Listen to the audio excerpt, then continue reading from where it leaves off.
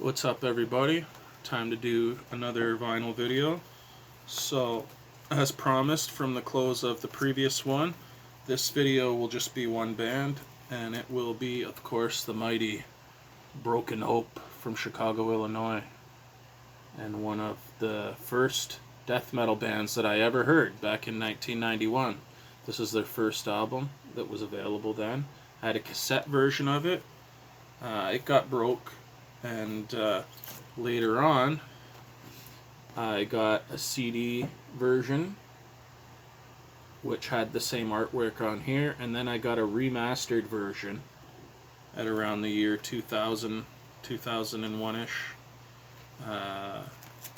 And the artwork for that is more violent, but I don't like it because I was introduced to the OG one, and that's the one that I associate with the album. So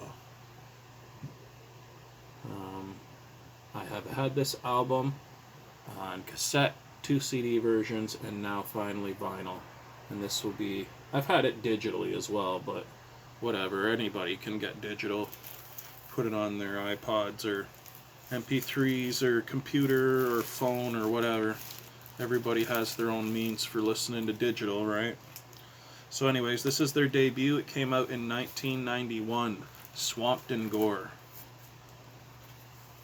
And for being in 1991, Joe Ptacek's vocals on this album were exceedingly guttural and brutal. Arguably, other than Mortician, and I don't think Mortician's first full-length Hacked Up for Barbecue didn't come out till later. So yeah, for 1991, him and Chris Barnes were probably the heaviest death metal vocalists at the time. And by heaviest, I mean the most guttural in their deliverance. So next up, their 1993 album and the follow-up to Swamped in Gore, Bowels of Repugnance.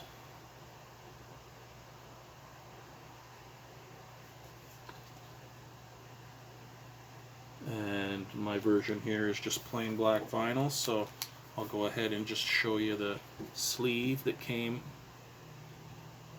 in the recording. Album credits and some song titles and lyrics. A little bit of artwork there. Definitely cool. All 5 of these Broken Hope albums are masterpieces. You cannot go wrong with any of them. If you see any CD versions out there, or you're able to pick something up, go ahead and do it. You won't be sorry. Here's their next one from 1995, Repulsive Conception.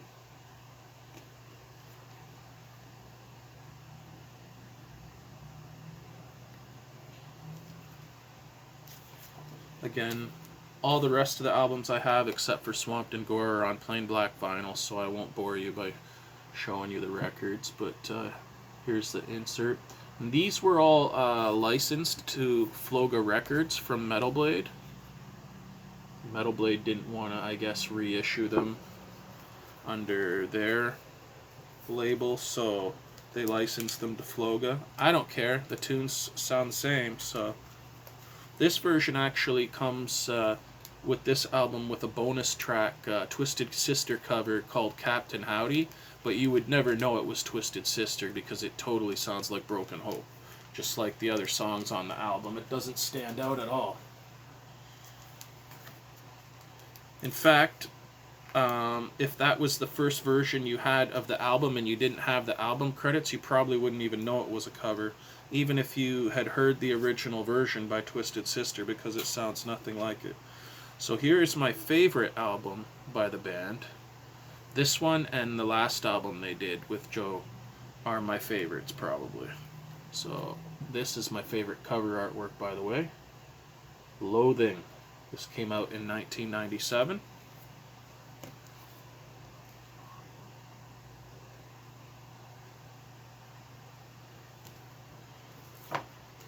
Here's the insert that came with this one.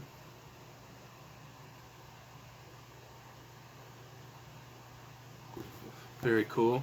You got some guest vocal appearances from a couple dudes on here. You've got the singer from Flesh Grind, who Broken Hope's lead guitarist Brian Griffin at the time.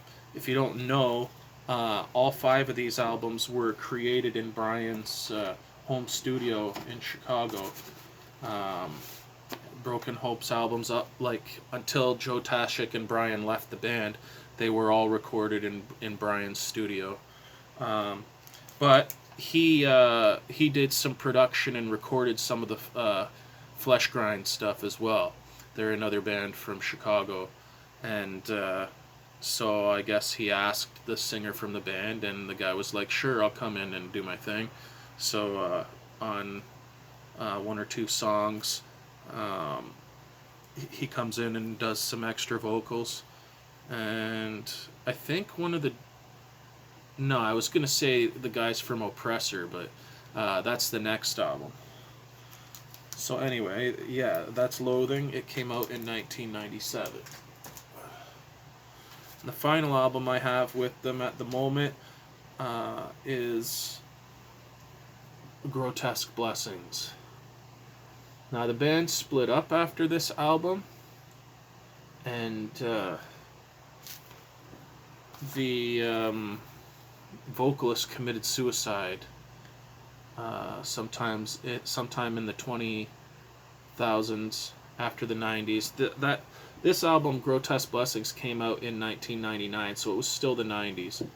But yeah, so Joe took his life, and the band was broken up for years, and then they reformed.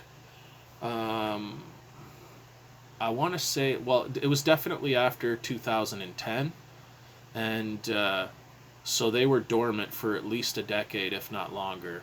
And they came back, and the only original member that's still in the band and is Jeremy Wagner, the dude who both he and Brian contributed to writing the guitar arrangements that became Broken Hope's songs. So when Brian left, they really lost like half of their sound. So they sound like a completely different band now. Of course, without Joe Ptacek's vocals as well, because nobody can sound like Joe. He was just amazing.